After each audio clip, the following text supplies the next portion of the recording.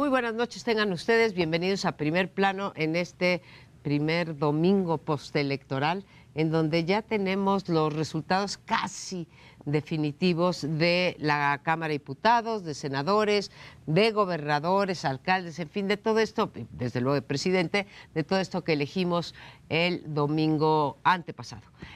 Bueno, están claras las cosas, se rebasó la barrera del 50%, López Obrador llegó con el 53% y piquito de la votación, y además con una diferencia nunca vista hasta, si nos remontamos hasta Miguel de la Madrid, con una diferencia de 30%, de más del 30% entre el primero y el segundo lugar, y también algo nunca visto desde 1997, que es la ruptura de las 7 legislaturas con un presidente con gobierno sin mayoría en una cámara, en la otra o en las dos. Hoy, no por sí solo Morena, pero hoy tenemos un gobierno con mayoría por parte de la elección, por parte de la coalición de López Obrador. O sea, el electorado, yo lo dije, no me tocó el placer de estar con ustedes el domingo pasado. Yo creo que además de un voto negativo, un voto de protesta contra el mal desempeño del gobierno o de los gobiernos anteriores y en contra señaladamente de la corrupción, me parece que hay que leer esto como un voto afirmativo también por Andrés Manuel López Obrador. No es únicamente un voto negativo. Y este voto se transformó en un poder enorme para el presidente de la República. Yo creo que así como hay dos legitimidades, la que te da las urnas y la que te da el desempeño, la que te da las urnas pues la tiene por descontado, como acabo de platicar, la del desempeño pues lo tendremos que juzgar a partir del 1 de diciembre, pero en principio tiene lo que no han tenido los presidentes desde el segundo trienio de Zedillo, que es un Congreso favorable a sus designios, ¿sí? A poder cumplir con su oferta presidencial. Y esto pues es muy positivo para Andrés Manuel López Obrador. También pone mucho la carga sobre un solo hombre, porque sabemos que el partido va a responder, o creemos que va a responder con disciplina, pero nos pone sobre la mesa un problema que es el de los contrapesos. ¿Qué contrapesos habrá en este próximo sexenio y si hacen falta, son suficientes los contrapesos sociales, aunque no haya tanto los institucionales? Ese sería el tema, las consecuencias de un mandato tan claro y contundente para el próximo presidente de la República. Bueno, yo creo que además de esto que has descrito, lo has descrito muy bien, tiene territorialmente una presencia enorme y puede ayudar no solamente a las entidades que ganó su partido, que son prácticamente todas las que estuvieron en juego, salvo Guanajuato, Yucatán, obviamente Puebla sigue en disputa, pero tiene una presencia muy importante en congresos locales y espero que esto tenga un efecto muy benéfico para romper, digamos, esos cacicazgos que en los gobiernos locales, particularmente los priistas, había existido y que esto le dé al país una nueva dinámica. Además veo que tiene un ánimo ciudadano, y esto es muy importante en política, muy favorable. O sea, 2/3 de la población ve con optimismo el futuro. Ya platicamos el lunes pasado de cómo efectivamente el Latinobarómetro hace un par de años todavía decía que el mexicano está decepcionado de la democracia y con esto dice, bueno, sí se puede cambiar, ahí están y además lo hace con entusiasmo. Yo creo que esto es digno de reseñarse y hay un alineamiento en torno a la posibilidad, digamos, de que este gobierno empiece a gestionar una nueva agenda muy importante, alguno muy esperable, otro absolutamente contrastante, como el apoyo de los empresarios, que en estos días han tenido, pues a mi juicio, quizás hasta un exceso, ¿no? Porque eran muy críticos con él, y en estos últimos días dice uno, bueno, realmente le surgió un amor por el nuevo presidente, o sea, pero ciertamente creo que hay que aprovechar todo esto, este ánimo. Hace muchos años que no lo tenía el país. Hoy publica el Financiero una encuesta, 66% ve de manera muy optimista el país. Solo por contrastar, Jorge Buendía, que mide el ánimo nacional, decía en la última medición sobre el gobierno de Peña, que todavía está en funciones, más o menos el 75% creía que íbamos por mal camino. O sea, tienes un cambio de estado de ánimo nacional que, si se capitaliza naturalmente, puede pues no solamente redistribuir poder, sino también ver de otra manera ver cómo nos vemos nosotros mismos y cómo nos proyectamos al exterior. Aquí la pregunta es si ese ánimo social indudable se va a traducir en participación en asuntos públicos. Si me permito dar primero unas cifras y luego una impresión basada en algunos hechos.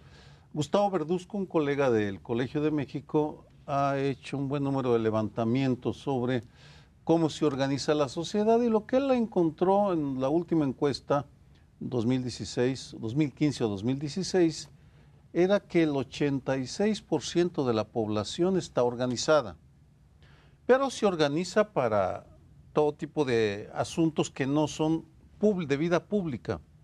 Solo el 20% está involucrado en asuntos públicos.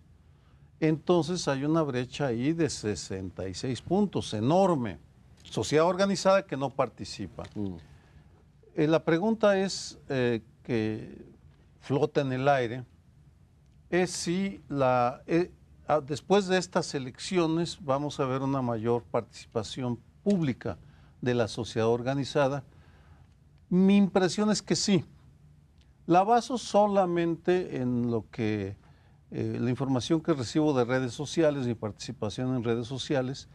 Un buen número de los comentarios es congratularse de los resultados, ratificar el optimismo y luego agregar: no basta con que hayamos elegido a alguien diferente o a una serie de funcionarios diferentes o gobernantes, tenemos que involucrarnos, porque el cambiar a México no es tarea de un solo hombre o un solo puñado de personas.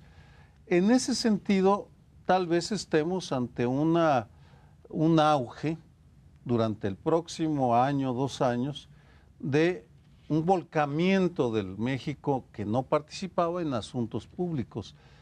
Creo que habría elementos para ello, y en ese sentido, pues también es de celebrarse este cambio en actitudes, de decir, no transferimos a una persona la responsabilidad de resolver nuestros problemas.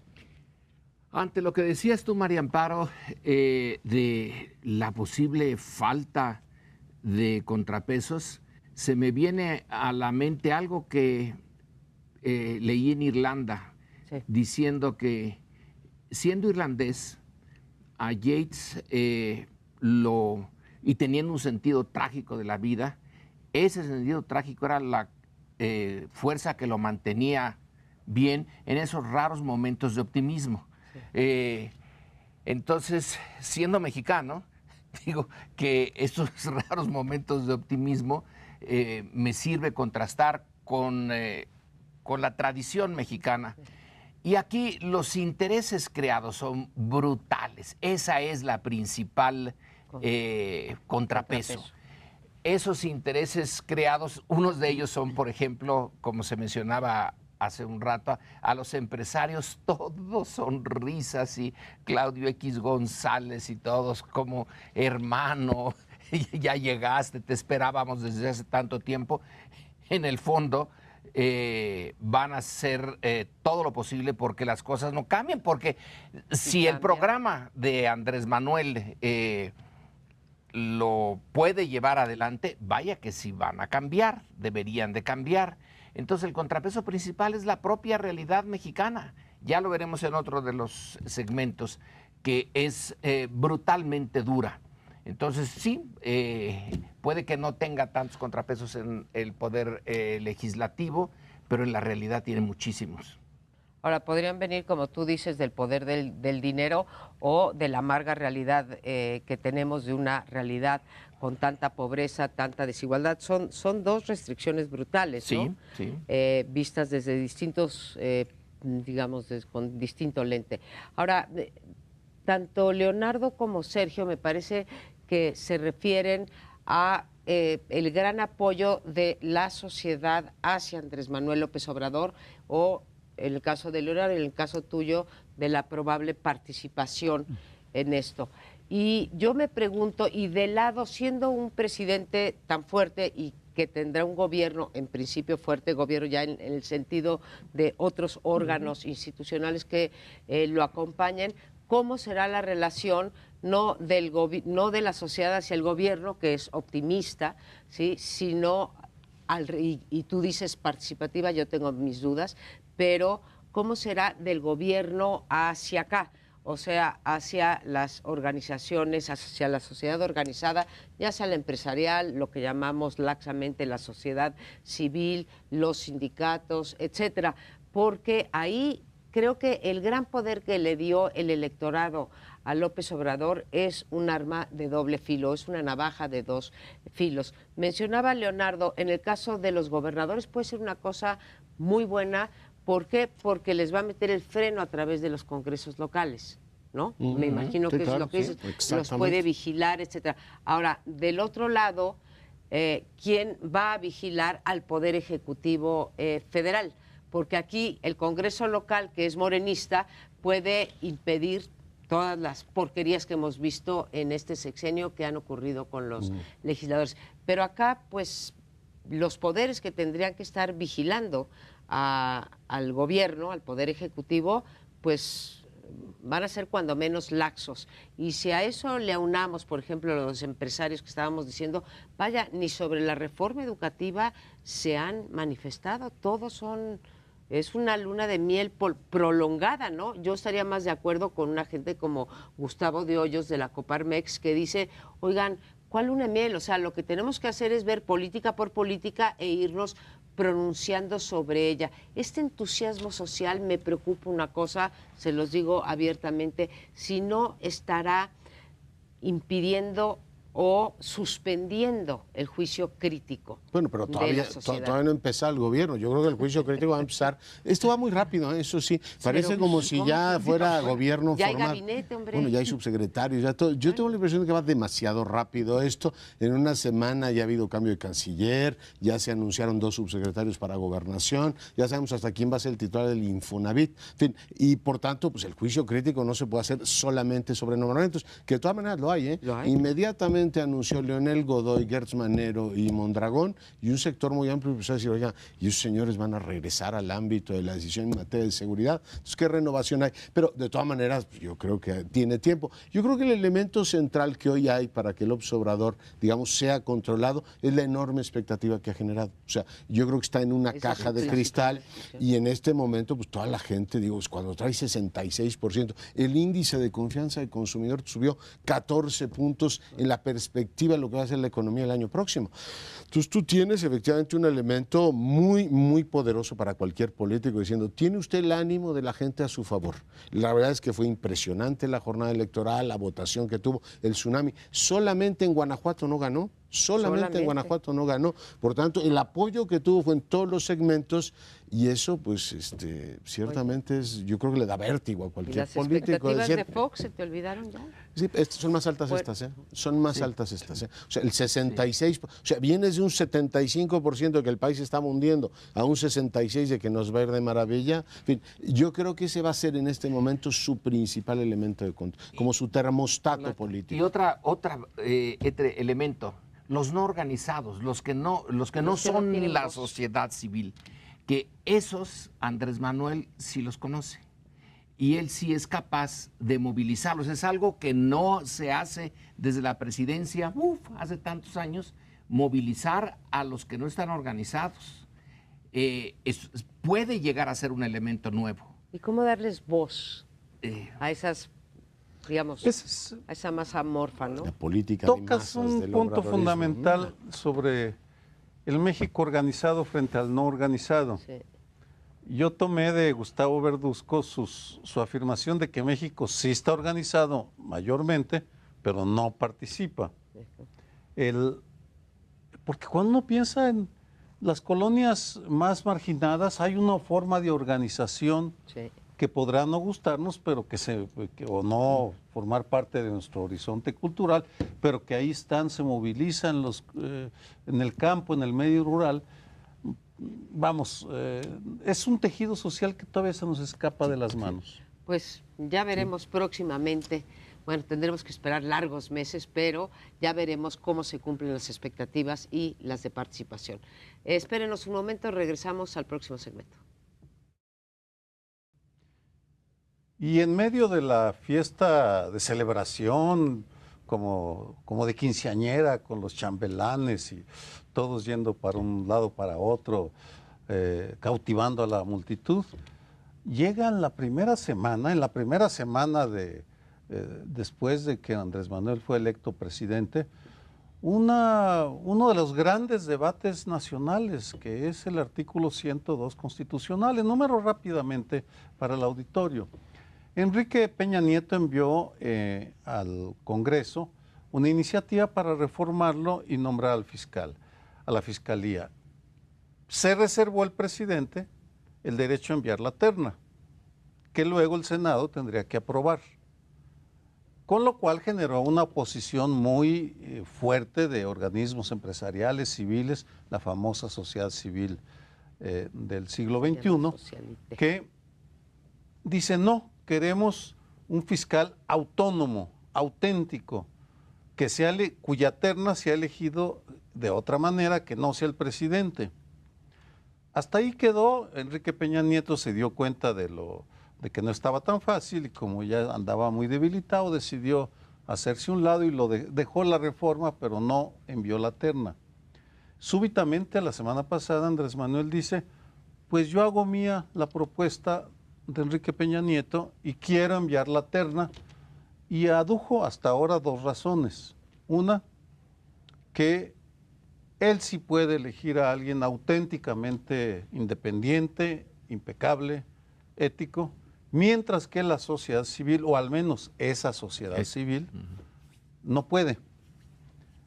Con lo cual se abrió el terreno para una discusión muy intensa, porque en el fondo, para mí, está la capacidad que tenga la sociedad de poner instituciones que limiten, controlen, sean contrapeso al poder del presidente. Y estoy pensando no solo en Andrés Manuel López Obrador, sino en general. Ese es el tema que surgió como de la nada, como en una boda, que el señor cura dice: pues con la novedad que a la novia le dio un infarto y no podrá haber ceremonia, así que váyanse a su casa. En el programa de Carmen Aristegui hoy, entrevista a alguien que pertenece a esos tres que Andrés Manuel mencionó, y aquí ya la cosa se pone un poco distinta. Él señala que esa fue una respuesta que dio Andrés Manuel ante una prensa que le pedía una especie de definición, que él ha sido considerado por Andrés Manuel, pero que el procedimiento va a ser que se pueden presentar 20, 30, se pueden presentar muchos. De ellos se va a tener que reducir a 10. Y de esos 10 ya saldrá la terna. Si esa terna que presente Andrés Manuel no es aceptada por el Senado, entonces se pone a uno interino y se vuelve otra vez. En principio va a estar complicadísimo, según lo que nos presentó. Se me olvida el nombre, la verdad. Es alguien del Instituto de Investigaciones Jurídicas, y no está tan fácil. No es que de esos tres que son mis amigos, pongan al que sea, saldrá bueno. Ya está complicado el proceso, y yo creo que sí va a seguir siendo discutido muchísimo, porque un fiscal independiente, lo que quería Peña Nieto, que era originalmente dejarlo él, y que el siguiente presidente no pudiera cambiarlo, ni el siguiente, ¿verdad? Porque era para 9 años. 8 años o 9. No sé. 8 años o 9 años. Es un tema fundamental. Yo creo que la señal no es buena, y no es buena porque primero se personaliza o se, digamos, discute un nombramiento que es fundamental para este país. O sea, estamos hablando de un porcentaje de impunidad como el 97%, y claramente pues todo el mundo ubica que si no tienes un fiscal independiente del poder político establecido, tienes pues todas las tentaciones. No es que los fiscales estos que han sido electos por los congresos resuelvan algo. Hay buena parte de las entidades que han tenido ese caso, en Jalisco, por citar alguna, que de pronto se ven sujetos a ciertas presiones. Pero no me extiendo en el asunto. El tema es que, a mi juicio, el próximo presidente de este país pudo haber mandado perfectamente el mensaje que su voluntad es construir una institución fuerte. O sea, el tema de cómo se nombra fiscal quizás sea lo de menos. El mensaje es: voy a prescindir de ese mecanismo para hacer política, que estos gobiernos lo han usado a fondo. En la última campaña electoral, con el caso de Anaya, este gobierno lo usó, y lo usó a fondo. Y yo creo que estos temas deberían efectivamente, digamos, discutirse desde una lógica mucho más despersonalizada. Hoy López Obrador dice: yo puedo elegir a alguien que sea de confianza. Él lo dice ahora, pero en 2 años puede cambiar de opinión. Y tampoco me resulta muy tranquilizador esto de que diga: esa sociedad civil no necesariamente me va a dar a alguien confiable. Yo creo que de entrada la idea de construir una fiscalía debería ser una cuestión mucho más técnica y mucho menos política. Así es que no me parece que sea una buena entrada a ese capítulo. A mí tampoco me parece una buena entrada, y hago un par de aclaraciones. En primer lugar, de las organizaciones de la sociedad civil que conozco, y las más fuertes se organizaron en eso que se llama hashtag Fiscalía que Sirve, pero tampoco muchas otras, una de las cuales a las que yo pertenezco, jamás se ha pronunciado en favor de una persona. Nunca han propuesto un candidato: oye, queremos que sea Lorenzo, queremos que sea Leonardo. Yo no soy Nunca abogado, han puesto, ni está entre sus peticiones el tener la facultad o la aspiración siquiera a proponer un nombre. Hemos sido más bien de la opinión, como decía Leonardo, de primero la institución y después el nombramiento. Más allá de que él pueda poner, Andrés Manuel López Obrador, y no lo dudo, pueda poner a un hombre que tenga las dos características, probo y capaz, se queda toda la estructura del Ministerio Público, de la Procuraduría hoy, pues que está en unos casos podrida y llena de corrupción, y en otros casos es totalmente incompetente. Si no se reforman las tres patas, ya para no hablar del Poder Judicial, que es a los que les toca dictar sentencia, que son los servicios periciales, el Ministerio Público y las policías de investigación, por más voluntad que tenga López Obrador y por maravilloso que sea el hombre o la mujer que encuentre para dirigir los destinos de la Procuraduría, pues la Procuraduría lo único que va a hacer es cambiar de Procuraduría a la F en vez de la P, la F, y vamos a seguir igual de mal que estamos hasta ahorita. En ese sentido también vuelvo a concordar con Leonardo: el problema no es el del nombramiento. El nombramiento, como está hoy en la Constitución, nada más para aclararte, es que el Senado le manda 10 al presidente, el presidente escoge 3, lo regresa al Senado y el Senado escoge 1. Y ese se queda 9 años. El problema es que todavía no está promulgada esa reforma. Entonces, ahorita bien podría Peña o bien podría López Obrador, en acuerdo con Peña, nombrar un procurador, y en ese caso sí se quedaría 9 años. Sí, pero... Los 6 de López Obrador y otros 3, y podríamos volver a caer en la tentación de usar el aparato de procuración de justicia de manera facciosa, como se ha usado siempre en México. Entonces, sí es lamentable que no esté escuchando propuestas alternativas López Obrador y haya dicho ya cuál es su voluntad inamovible.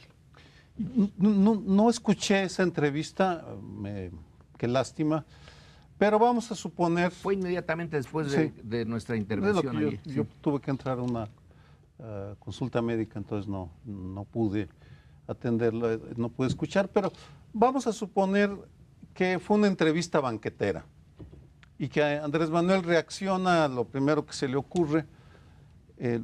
Pasa muchas veces, es una parte desafortunada de la cultura de medios en este país, pero sí demuestra que ese aceleramiento de los tiempos, porque evidentemente es muy prematuro, le faltan 4 meses, 20 días para poder él, como presidente, iniciar el procedimiento, promulgarla, en fin, no hacer lo que tenga que hacer.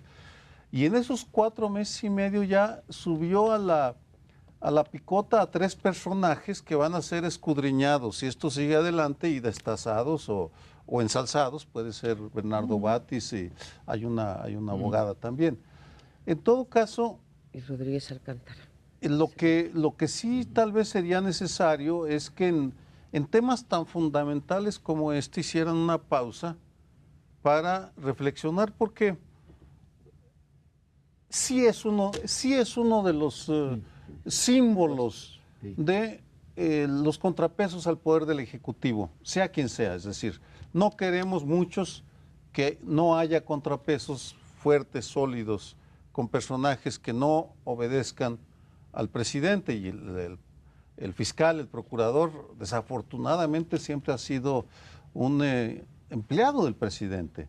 Hay esa cultura. Sí sería deseable, en mi opinión, que sí se dieran su tiempo y pues tengan en cuenta que faltan muchos meses, porque de ponerse de acuerdo con Peña Nieto para cumplir con el nombramiento sería realmente un absurdo con la historia que tenemos. Yo quiero suponer que no va a pasar eso. A mí me encantaría que, más allá de pensar ahora mismo en los equilibrios y le da la razón a tal o cual, piense que uno de los legados importantes que muchos esperamos de su presidencia, y tiene que ser de necesidad virtud, porque el porcentaje de impunidad que tenemos y la solución de casos candentes de esta, en fin, que tenemos en la agenda, sí supone el que legue a la próxima administración una fiscalía, procuraduría, como se llame, que funcione. O sea, este país no puede seguir teniendo la disfuncionalidad de decir, no podemos resolver a Ayotzinapa porque no tenemos capacidades institucionales. O sea, él va a ser el próximo presidente, y para mí lo deseable sería que pensara en el largo plazo, diciendo, bueno, retirándome yo de la presidencia, ¿queda una institución absolutamente sólida para la República o no? No podemos seguir, son años y años y años sin reformar el aparato de procuración de justicia. Y sí tengo la impresión de que este país ya no aguanta más en eso, como en la formación de policía, como el debate que hay ahora sobre el Estado Mayor, si debe efectivamente haber un órgano profesional que cuide a los funcionarios o no, algo por encima de cualquier consideración política. Creo que el tema sí amerita una lectura mucho más amplia que el de la coyuntura actual. De la coyuntura y digo de los nombres, ¿no? Estos 3 nombres, Sergio, esta terna, la dio mucho antes de la elección presidencial, la dio 6 semanas antes de la elección presidencial, no es producto de una banquetera. Y sí, el mejor legado sería: la desigualdad se manifiesta, quizá todavía más que en lo económico, en el acceso a la justicia. Entonces, que ese fuera el legado de López Obrador sería realmente magnífico y de celebrar. Pues pudiéramos seguir varios bloques, pero ya regresaremos, estoy seguro. Esa es la primera llamarada de este sexenio. Regresamos de este sexenio, de esta elección. Yo ya estoy también acelerando. Regresamos. Sí, muy rápido esto, muy rápido. En esta sección volvemos con los pies en la tierra. Sí, cambiaron muchas cosas, pero otras no. Vamos a poner aquí 2, que cada quien tome la que más le agrade. Una es que el INE y tantos más dicen, hombre, esta elección fue perfecta. Y tenemos a Puebla. En Puebla tenemos lo de siempre, o peor todavía, un gobernador que deja a uno interino durante un pedacito y luego a su esposa. Realmente esto sí es un exceso. Y luego la forma como se dio esta elección, con golpes, con muertos. Se habla de 5 muertos atribuidos a esta elección. Entonces, ¿ha sido una elección muy limpia y muy civilizada? No. Se va a impugnar toda la elección de Puebla. Bueno, ese es uno. Y otra cosa muy desagradable, es quizá una de las que inmediatamente hay que atacar, aunque es muy difícil saber cómo, que es la violencia. En Nuevo León, en Monterrey, para ser más exactos. El día de ayer, con una precisión, pues no cronométrica, pero casi de las 9:30 de la noche a las 12:20 ya, el día de hoy, se ataca a varios antros. Por las fotografías se ve que no eran realmente de gente muy adinerada. Y en cada uno de ellos hay 1 o 2 muertos, unos heridos. Es la decisión de un grupo del crimen organizado ahora, recién que estamos todos interesados en el cambio del país, a decirles, no, esto no cambia. ¿Y qué es lo que está detrás? Se supone que es el cobro de piso, que son las grupos, las mafias del crimen organizado chocando entre sí. Nos devuelven, pues, al México real. Y ahí también tenemos nosotros que analizarlo. Gustarme no me gusta ninguna, pero voy a elegir las dos efectivamente. El primero, yo creo que sí hay que tener muy claro que todo cambio de gobierno en el local y supongo que también en el nacional impone o digamos plantea una serie de desafíos en ese ámbito. Los últimos relevos gubernamentales que hemos tenido donde ha habido alternancia, tienes un proceso de inestabilidad fuerte porque pues, viene un reacomodo entre lo que ciertos grupos están acostumbrados a cobrar piso o a hacer determinadas actividades. López Obrador, por ejemplo, ya planteó que va a haber una confrontación directa con los guachicoleros y se va a erradicar ese tema. Digo, cada vez que vas y tocas esos intereses creados, decías tú, que también el crimen los tiene, pues sí generas un periodo de inestabilidad. Yo creo que hay que estar atentos a eso y descontarlo. O sea, no es una cuestión, todo lo terso que tenemos en lo político, es probable que ahí tengamos digamos, un problema serio. Por cierto, regresó el Bronco a gobernar Nuevo León. No sé si esté vinculado. No tengo muy claro el expediente, pero sí es como sistemático este tema de los relevos de poder. Lo de Puebla, yo digo que es cuando menos raro, Lorenzo. Cuando menos raro. Porque en Puebla gana López Obrador con 1,5 millones de votos. O sea, sería la primera elección de Estado en la cual gana Morena la presidencial, ganan los senadores de Morena, ganan prácticamente todos los ayuntamientos y el que no gana es Barbosa, que me recuerda un poco esta película de Mi Pobre Angelito, y todo el mundo se sube al avión y dejan a Barbosa ahí, ¿no? Ganó Cuitláhuac, ganó Adán, ganó Claudia, ganó Cuauhtémoc, y arrasó en todo el país y le dicen, ¿qué crees? Que tú te quedaste con 600,000 o 700,000 votos menos. Yo, por supuesto, supongo que pudo haber ocurrido algo, ¿no? Es decir, para Rafael Moreno Valle era crucial que ganara, no solamente porque era su mujer, sino porque su futuro político depende, la posibilidad de apropiarse del PAN depende de mantenerse ahí, pero está cuando menos raro, ¿no? Porque no es la única entidad que tiene ese fenómeno. En Jalisco gana Alfaro, pero también gana López Obrador. En Yucatán gana López Obrador y gana el PAN. Por tanto, no es la única. Yo creo que Barbosa también debe enfrentar una cosa que es un poco trágica para él, y es que a lo largo de su carrera, una carrera, digamos, marcada por los cambios políticos, ha pasado el PRI a Morena, pues ciertamente tiene muchos malquerientes y puede ocurrir efectivamente que los poblanos, después de haberle dado caderazo a un muy buen candidato como era Enrique Cárdenas, dijeran, nosotros pues este señor no votamos, porque sigue siendo raro que una elección de Estado opere con esa lógica, es decir, vamos a hacer a López Obrador presidente, pero a Barbosa no. Concédeme que es cuando menos un México, digamos, no ideal, pero no del todo similar al que teníamos antes. Pues hay dos aspectos que se empalman y que forman parte del mismo fenómeno. Uno, las elecciones irregulares, que en Puebla se juntan tanto la compra y coacción del voto, la intervención del Estado, de las autoridades estatales, las viejas mañas, y el deseo de las autoridades electorales de pasar por alto lo más rápido posible para evitar ver los esqueletos que dejó la elección del domingo. De manera simultánea tiene que ver con otro fenómeno que espero podamos discutir en alguna de las próximas semanas, que son los vacíos de poder a los que tú te referiste. Tú hablabas de reacomodos. Creo que en los vacíos de poder tenemos un problemón gigantesco porque los que perdieron van a querer arrasar con todo lo que puedan para pues resarcirse o pagar deudas o asegurarse un mejor futuro. y los que llegan pues están ahí solo viendo desde fuera, sin saber exactamente qué hacer, y las instituciones que no funcionan, por tanto, no hay quien meta orden. Pienso no solo en Puebla, sino la delegación Álvaro Obregón, de las más afectadas por cambios de uso de suelo.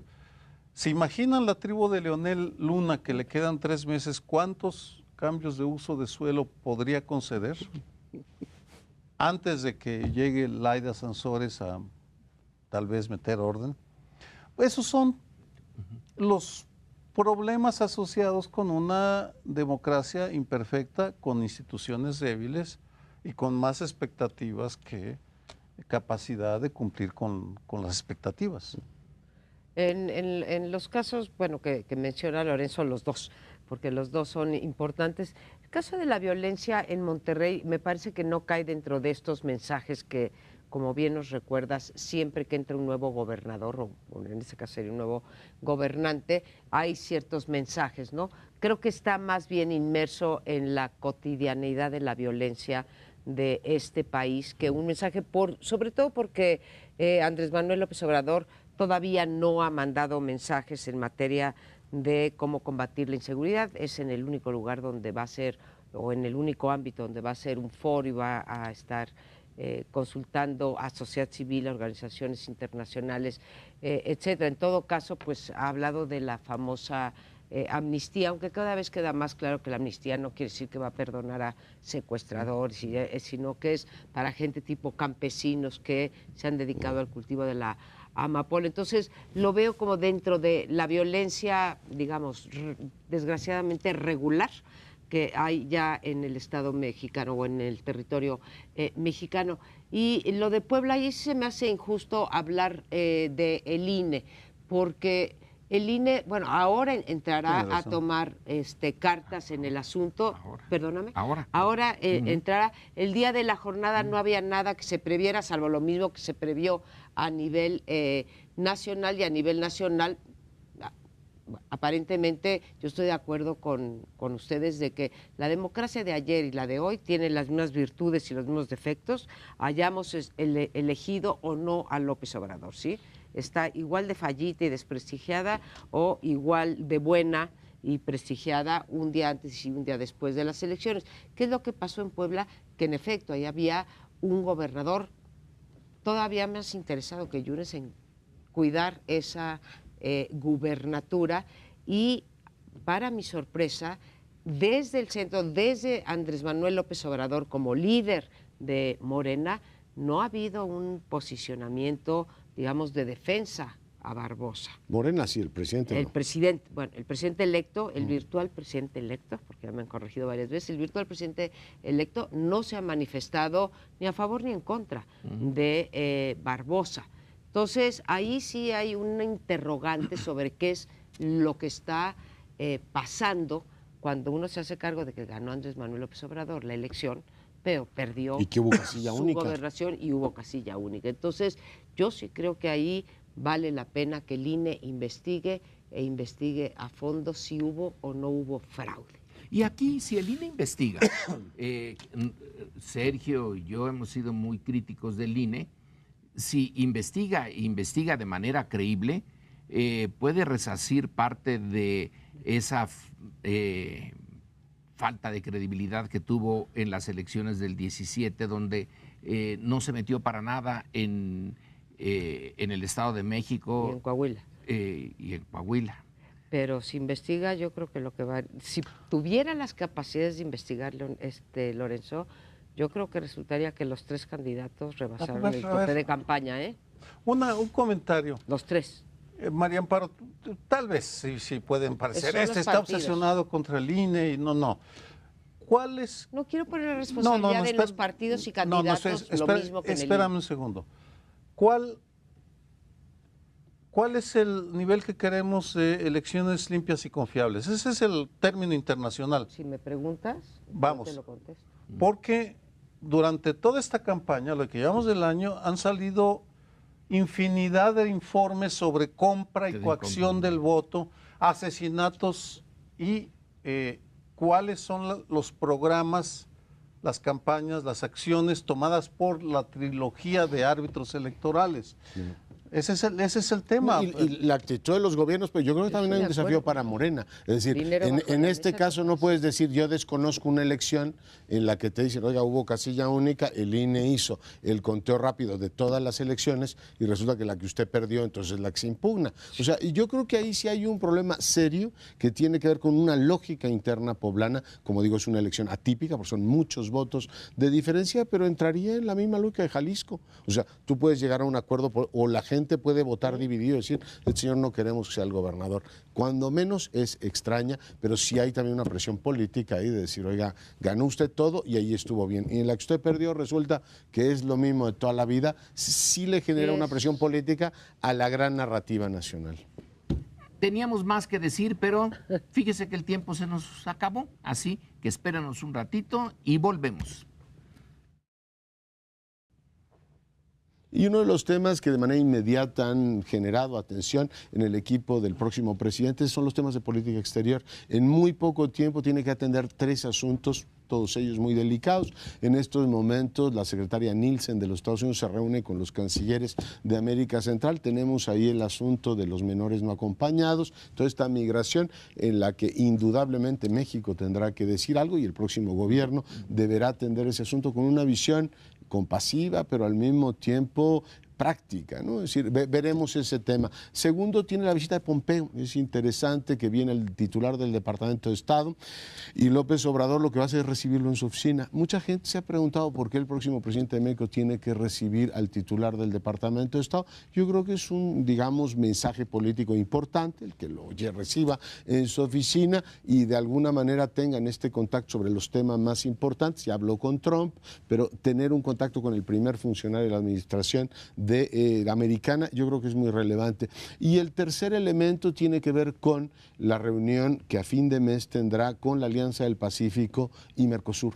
Estas partes que no necesariamente tenían mucho espacio en el discurso de Andrés Manuel López Obrador, hoy son los temas que como próximo presidente lo, digamos, en este caso, retienen su atención. ¿Por qué? Porque es indelegable. O sea, la función presidencial supone que tiene que decirle algo a su homólogo de Colombia, al de Perú, en fin, todos los presidentes que vengan querrán tener un contacto directo y por supuesto él debe tener una impresión ya muy precisa de lo que se puede hacer y lo que no se puede hacer en materia de política exterior. Yo coincido con Cristina Rosas, ella dice, y creo que de manera atinada, se abre una oportunidad de oro para este gobierno de tener una política exterior mucho más creativa en América Latina, porque tienes un Brasil que está de capa caída, tienes una Venezuela que se está desangrando y no hay ningún otro polo de poder político que equivalga al mexicano. Además, toda esta, digamos, legitimidad que ahora tiene el observador se debería, a mi juicio, proyectar al exterior. Y bueno, también despejó, y aquí dejo mi comentario introductorio, quién va a hacerse cargo de la política exterior. Héctor Vasconcelos lo había acompañado, de hecho lo nombró en un inicio parte del equipo de transición y ahora pues, lo mandó al Senado y será Marcelo Ebrard el encargado de llevar la política exterior del gobierno. ¿Cómo lo ven? Pocos temas muy importantes. Me refiero al primero, lo de cuando decías una mirada compasiva al mismo tiempo que práctica del problema de los menores y las detenciones de sus padres y el haberlos retenidos en estas jaulas que ni a cárceles llegan. Y yo diría otra cosa, compasivo y práctica, tomando en cuenta que tenemos el mismo problema nosotros hacia la frontera sur, ¿sí? Necesitaríamos también una manifestación en términos de el nuevo presidente electo respecto a cuál será su política migratoria. ¿Va a dejar pasar a todo el mundo? ¿Va a hacer lo mismo que está exigiendo en el caso de Estados Unidos, como no violar los derechos humanos? En fin, ahí nos falta, no fue una de las prioridades, pero como presidente pues tendrá que ser una de las órbitas de gobierno. Y una segunda, que ahí sí asesinen mi ignorancia, porque en realidad no lo sé, a mí me pareció un buen gesto y una buena idea de parte de Andrés Manuel López Obrador de aceptarlo, de acompañar ya al presidente constitucional, Enrique Peña Nieto, a la del Pacífico, por ejemplo. Yo no sé si esto ocurría ocurrió en las otras transiciones. Mi impresión es que no. Hasta podía reunirse con presidentes. ¿Se acuerdan que Fox fue a dar una gira organizada por Castañeda a América Latina y a Europa y en fin, ¿no? Pero yo no recuerdo que fuera ya invitado, porque sí me impresiona lo rápido que decíamos que va corriendo ahorita la transición. Ya tenemos gabinete hasta nivel subsecretario, ya tenemos varios programas con el nombre de Andrés Manuel López Obrador, como es Pegenomics o Amlópolis, ¿no? Tenemos ya algunos programas así. Tenemos conferencias de prensa diariamente. La agenda está totalmente dominada por él. Entonces veo muchas cosas. Esto de política exterior también es una anomalía, ¿verdad? Lo de Pompeo, para mí eso es lo más interesante, eso es lo vital. La relación con el gran poder. Pompeo acaba de llegar de Corea del Norte y de andar metiéndose. Quiere decir que Trump en Corea del Norte en realidad fue puramente simbólico. Nada, no sí. se trató nada sustantivo. Pompeo sí, ya lo tuvo que tratar. Entonces con México, supongo yo, con Andrés Manuel, va a tratar las cosas sustantivas. Yo no sé si venga Trump o si eso ya sería lo de menos. Esta reunión que viene, esta reunión es importante. Ahora, yo creo que personalmente, bueno, el embajador Vasconcelos a mí me cae muy bien, pero se necesita un peso pesado como Ebrard para enfrentarse ya en esto que es la parte tenebrosa de la política, no la parte simbólica, que la parte legal, etcétera, que sí un embajador como Vasconcelos se podía mover ahí como pez en el agua, pero en la parte de los golpes debajo de la mesa, que en eso Marcelo sí ha de ser experto. La vida lo ha de haber hecho ya un expertazo en eso, y sí se necesita un realismo político en el sentido de la escuela de Morgenthau, de la política del poder. Esta es política del poder, y se necesita que esté ya las bases echadas en estos días, que Pompeo se vaya sabiendo con quién va a tratar, que se hayan medido los dos. Coincido contigo, Lorenzo, en que de los eventos de política exterior, el más importante, el más sustancioso, es el encuentro con Pompeo, porque hay una contradicción fundamental. Por un lado, y estoy convencido que lo van a hacer, es el intento de crear un modelo mexicano para atender la inseguridad, lo cual está muy bien, pero eso tiene implicaciones directísimas en la relación con Estados Unidos, porque la estrategia de seguridad está hecha al gusto de Estados Unidos. Hay una carta de 10 generales y almirantes que mandaron, de marzo de este año, que mandaron al presidente Trump diciéndole: nos interesa el Tratado de Libre Comercio porque gracias a él tenemos un altísimo nivel de colaboración en ciberterrorismo, narcotráfico, migración, puros temas de seguridad. Si el gobierno de López Obrador quiere alterar para un modelo mexicano, va a tener que afectar, y para mí ese es el nudo gordiano de la relación entre México y Estados Unidos. Va a tener que afectar que el arreglo que existente, que está ahorita. El arreglo existente, vamos, tiene, no tengo tiempo, pero tiene todo tipo de ramificaciones. Por ejemplo, migración. Obama le habla por teléfono a Peña Nieto y le dice, en pocas palabras, endurece la frontera sur, y Peña Nieto lo hace, sin que sepamos qué obtuvo a cambio de eso. Todo ello tiene que revisarse y se va a encontrar con los duros. Pompeo es un duro de los republicanos, línea dura, que no va a querer hacer concesiones en un arreglo que a ellos les conviene en estos momentos. Son varios frentes y no sé cómo los va a cuadrar. O sea, si Pompeo le dice, a ver, el entendimiento es que ustedes siguen controlando la frontera sur y no nos permiten que lleguen los centroamericanos a México, pues el gobierno tiene pocas alternativas, porque al mismo tiempo yo creo que lo que más pesa hoy es el tema comercial.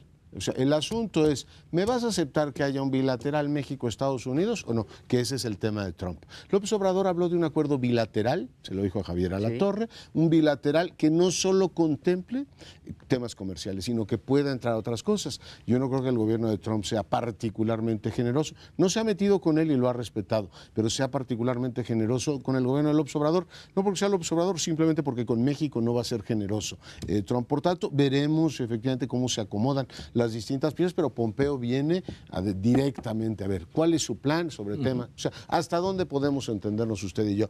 Y yo discrepo que ese sea el más importante hoy para López Obrador, eso lo puede todavía definir en el parte técnica. Yo creo que el gran mensaje político que va a hacer con América Latina y particularmente con América Central es lo más importante para su administración. Van a venir los latinoamericanos y yo creo que no es ninguna anomalía. Dirán, oiga, el presidente sigue siendo Peña, pero queremos conversar con el que viene, a ver cuál es su sentir sobre la Alianza del Pacífico. No ha sido pródigo López Obrador en discursos de política exterior como para saber cuál es su pulso, ¿no? Cómo se piensa relacionar con Brasil, si piensa que una América Latina puede apostar por una agenda hemisférica más amplia. Yo creo que ahí tiene el espacio más amplio para decir cosas. Digamos, al inicio de su presidencia. Y la parte de relación con los Estados Unidos sigue siendo un asunto todavía, iba a decir, de cañerías. No son necesariamente de cañerías, pero sí es un asunto que las burocracias pueden efectivamente manejar. Espero que este mes sea efectivamente, digamos, muy amplio en materia de declaraciones en este tema, ¿no? Y Leonardo, una pregunta, ¿no te parece preocupante esto de Andrés Manuel López Obrador de decir una bilateral y salirse de la idea del trilateralismo que hace... Yo entrevisté a Romo y me dijo, nos mantenemos en la idea del trilateralismo ahora, pero bueno, ya lo veremos después de eso. Nos vemos la semana próxima. Muchas gracias por su compañía.